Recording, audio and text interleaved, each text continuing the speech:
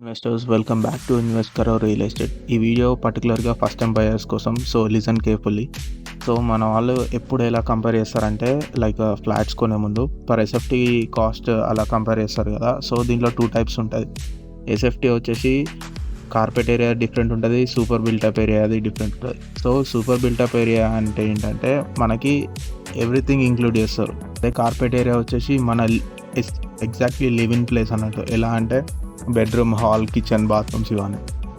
So మనం ఒక example తీసుకొని చెప్తా. ఫ్లాట్ ఏ వచ్చేసి 4800 ఎస్ఎఫ్టీ ఉంది అనుకోండి, దాని సూపర్ బిల్టప్ ఏరియా వచ్చేసి 1100 ఎస్ఎఫ్టీ అనుకోండి, అండ్ కార్పెట్ ఏరియా వచ్చేసి 730 ఎస్ఎఫ్టీ.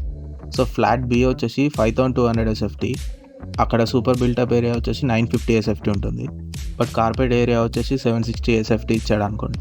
సో ఇక్కడ మనలో సూపర్ బిల్టప్ ఏరియా 1100 ఎస్ఎఫ్టీ వచ్చింది కదా, ప్లస్ కాస్ట్ కూడా తక్కువ ఉంది కదా అన్నట్టు థింక్ చేశారనుకోండి, అక్కడ మీరు మిస్టేక్ చేసినట్టు అవుతుంది. ఎందుకంటే మనకి కార్పెట్ ఏరియా చూసుకున్నట్టయితే ఫ్లాట్ ఏది వచ్చేసి 730 ఉంది, ఫ్లాట్ బి వచ్చేసి 760 ఉంది. అంటే 760 అనేది మనకి మోర్ స్పేషియస్ ఏరియా అన్నట్టు.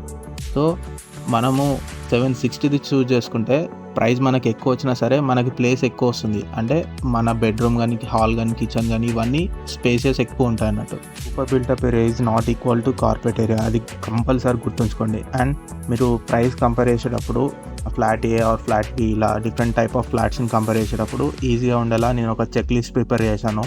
సో మీరు కామెంట్ సెక్షన్లో చెక్ లిస్ట్ అని కామెంట్ చేయండి, నేను మీకు చేస్తాను. రేరా ప్రాజెక్ట్స్లో కార్పెట్ ఏరియాకి వేరే రూల్స్ ఉంటాయి. నెక్స్ట్ రీల్లో ఫుల్ క్లారిటీ ఇస్తాను. So hit on the follow button if you don't want to miss that reel.